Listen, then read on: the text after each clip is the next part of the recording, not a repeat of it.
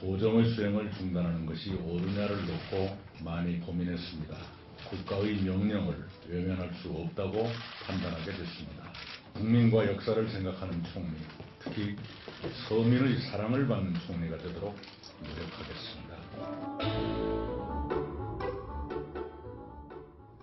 자, 이낙연 총리 후보자 전남도지사직은 며칠까지, 언제까지 지금 유지가 되는 겁니까? 내일 일단 퇴임식은 연다고 하는데요. 네. 일단 국무총리 동의안이 국회에 제출되는 15일까지는 어쨌든 지사직을 유지를 하게 됩니다. 네. 미리 오늘 퇴임 기자회견을 한 것이고요. 내일 오전에 세월호 희생자들에 대한 추모를 하는 것을 시작으로 해서 퇴임식 공식 행사는 마친다고 합니다. 네.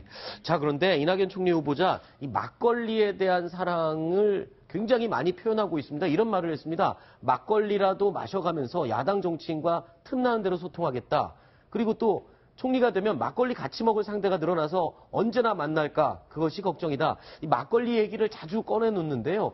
이낙연 총리 후보자 원래 역시도 동아일보 출신이고 같이 근무를 해보신 경험이 있어서 잘 아실 것 같은데 네네. 막걸리에 대한 사랑, 이게 왜 이렇게 막걸리 좋아하는 겁니까?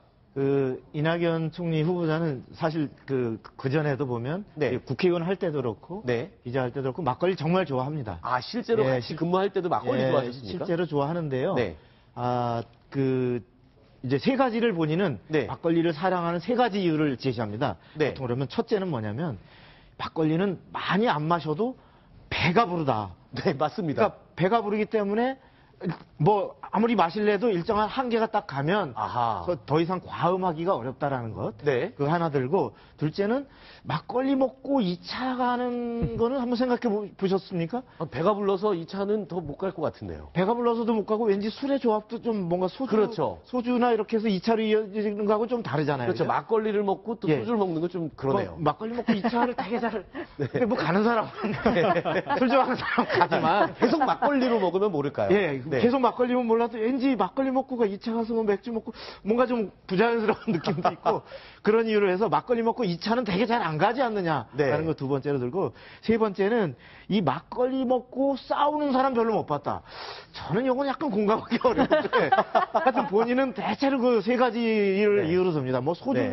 소주나 맥주 먹고 싸우는 사람 많이 봤는데 네. 막걸리 먹고는 되게 이렇게 크게 안 싸우더라. 이런 논리를 되게 내세웁니다. 굳이 억지로 얘기를 하자면 막걸리는 마시려면 털포덕 주저앉아서 먹어야 되지 않습니까? 네. 그러니까 더 마음을 편하게 놓고 더 허심탄회하게 마시기 때문에 싸움이 날 것까지는 없을 것 같지 않나 이런 생각을 그냥 제 개인적으로 억지로 해봤습니다. 예, 이종훈 차장. 술 관련된 이야기라서 네. 이낙연 총리 후보자가 저수지 몇 개를 이제 더 마셔야 되지 않겠나 이런 네. 이야기를 오늘 기자들에게 했는데요. 제가 지금까지 오늘 이 이야기를 듣기 전까지 가장 많이 마셨을 것으로 추정되는 바로는 한 재벌 회장이 네. 한 매체랑 인터뷰를 했는데 네. 그러면서 뭐라고 이야기를 했냐면 여태까지 내가 마신 술 다 합치면 네. 유조선 5척은 될 거다. 이렇게 말을 해서 그게 제목으로 뽑혔다가 나중에는 기사가 삭제되긴 했습니다만 네. 그런 내용의 인터뷰가 가장 정말 어마무지하게 술을 네. 마셨구나라고 생각을 했는데 이 총리 후보자가 많은 사람을 만나겠다라는 네. 그런 의지의 표현으로 저수지 몇 개를 마시겠다. 네. 이런 이야기를 해서 세상 관심을 좀 끄는 것 같아요. 네, 유조선 몇 대의 술, 그리고 저수지 몇 개는 마셨다. 이게 그 전형적인 남자들의 허풍 아닙니까? 네? 군대 얘기와 술 마신 얘기, 이런 것들은 전형적인 남자들의 허풍. 자, 오늘 기자들에게도요, 이낙연 총리 후보자, 이 막걸리 사랑 얘기를 또 이야기를 꺼냈습니다. 어떤 얘기를 했는지 들어보시죠. 오늘 제가 약속드릴 수 있는 것은 삼청동과 인사동의 지역경제 활성화에는 좀 기여할 것 같습니다. 삼청동과 인사동의 막걸리 종류가 좀 다양해지고 품질이 높아질 것으로 기대를 하고 있습니다. 흔히들 이제까지 정치인들이 많이 만났던 무대와는 다른 좀 파격적으로 서민께 가까이 가는 그런 방식으로 소통을 해보겠습니다. 자, 총리 후보자의 저 이야기, 그러니까 인사동에서 막걸리를 마시면서 소통을 하겠다. 이게요, 문재인 대통령이 말한 퇴근길에 시장에 들러서 소주 한잔 하겠다. 이 말과 일맥상통하는 것 같습니다. 네, 그렇습니다. 지금도 한 이틀째 아마 출퇴근을 하게 될 텐데 네. 서민들이 마시는 술이죠. 사실 소주나 맥주 같은 거 일단 가격도 저렴하고요. 네. 말씀한 것처럼 서민들하고 그냥 철파도 앉아가지고 먹을 수 있는 술이기 때문에 문재인 대통령은 그런 면에서 물론 정치적인 인연도 깊지만 코드가 통한다고 볼 수 있을 것 같습니다. 네. 그리고 또 문재인 후보의 공약 중 하나가 이 100원 택시라는 공약이 있어요. 그런데 이 공약이 사실은 이낙연 후보자가 전남지사 시절에 채택했던 실제로 시행을 했던 그런 정책이라면서요. 네, 그렇습니다. 2014년 이제 전남지사로 출마하면서 내세웠던 공약이 바로 이 100원 택시인데요. 네. 궁금하실 겁니다. 어떤 내용인지. 네. 일단 그 전남 지역에 일부 좀 교통이 불편한 곳에 사시는 분들이 계십니다. 네. 교통도 좀 편치 않고요. 네. 이런 경우에 가장 가까운 그 버스 정류장까지 택시를 타고 이동을 합니다. 네. 택시를 불러서 그럼 그 택시가 버스 정류장까지 이동을 시켜주는데요. 네. 그때 요금을 100원만 받는 겁니다. 아. 그리고 또 나머지 차이액은 이제 자치단체에서 부담을 하는 것이기 때문에 아하. 보통 소외계층이나 약자에 대한 그런 그 복지 사례로 현재 칭찬을 받고 있고요. 또한 그 공약으로 그친 것이 아니라 2015년부터 실제로 전남도에서 지금 시행이 되고 있거든요. 아, 그래요? 이렇게 성공적인 그런 그 시행 사례를 문재인 대통령이 이제 그 참고해서 네. 대선 공약에 포함을 시켰습니다. 네. 전남이 아니라 전국 단위로 임기 내에 네. 실현될 가능성이 매우 높아 보입니다. 아, 그러면 실제로 우리 서울에서도 그렇고 지방 어디, 전국 어디에서든 이 노인분들이 사실 이렇게 다니지 못하시는 분들이 있잖아요. 길이 언덕이 심한다든가 좀 정류장까지 멀어서 다리가 불편하신 분들. 이런 분들에게 굉장히 유용한 또 공약이 될 수가 있겠어요. 그렇습니다. 교통망이 발달한 지역에서는 사실 적용하기가 쉽지는 않을 테고요. 아하. 이렇게 이제 버스가 예를 들어서 하루에 뭐 서너 번밖에 안 다니는데 병원에 가야 될 일이 생겼다거나 하는 분들이 있을 수 있잖아요. 네. 그리고 현재도 뭐 장애인들에게는 좀 더 활성화돼야 됩니다만 이 차량을 제공하는 서비스를 제공하는 자치단체들도 대다수이긴 한데요. 이렇게 점점 더 교통 소외 지역, 이 약자들 이런 공약들을 실천해 나가겠다 이런 의지의 표현으로 보면 될 것 같습니다. 네, 알겠습니다. 이게 뭐 누구나 다 저 택시를 탈 수 있는 건 아니죠? 아, 그건 노약자들이나 아니죠. 네, 그렇습니다. 소외계층만 교통망이 제대로 갖춰지지 않은 네. 그런 교통 오지 이런 데에 제한적으로 적용되는 겁니다. 알겠습니다.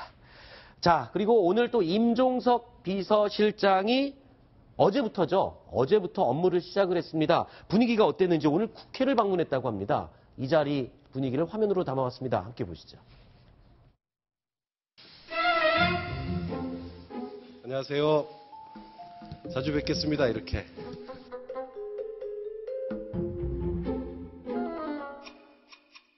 이번 대선에서 우리 유승민 후보님 그리고 바른정당의 도전은 우리 사회 전체에 매우 중요한 도전이라고 생각합니다.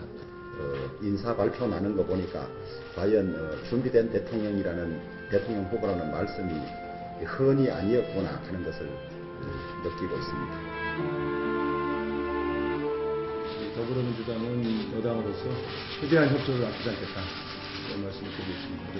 다들 많이 그리셨네요.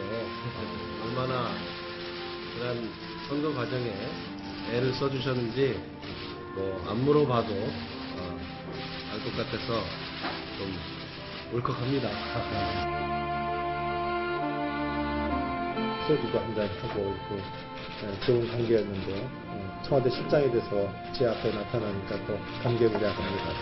근데 이제 우리 당내에서 이제 NL과 PD대가 청와대를 포진한 게 아니냐 이런 얘기가 지금 나오고 있어서 한국당에서 우려하는 목소리 해주신 거 잘 듣고 있고요. 옳지 않을 때는 소위 목숨을 걸고 얘기를 할 수 있고 반대를 할 수 있는 이런 야당으로 거듭날 수 있도록 저희들도 노력을 하겠습니다. 잘못된 행정, 국정운영이 될 수 있다는 저희들은 강한 야당으로서 역할을 하겠습니다. 소위 들러리 협치는 하지 않겠습니다. 저는 이상하게 친정해온 느낌입니다. 특별히 우리 국민의당 목소리는 정말 크게 듣겠습니다. 임종석 비서실장 소통에 굉장히 능통하다라는 평가를 받고 있는데 오늘 국회를 방문한 이 모습 어떻게 보셨습니까? 실제로 이런 좋은 평가를 받을 만하다고 보셨나요? 일단 오늘 첫 단추는 무난하게 낀 것 같습니다. 네. 과거 이제 김기춘 과거 대통령 비서실장, 예. 박근혜 대통령 시절에 오로지 어떤 윗분의 뜻을 받들어 어떤 그 국회나 이런 데도 불통하고 이런 일방 통행식의 어떤 이런 모델이 하나의 그 과거의 부정적인 모습으로 이제 많이 부각이 됐기 때문에 네.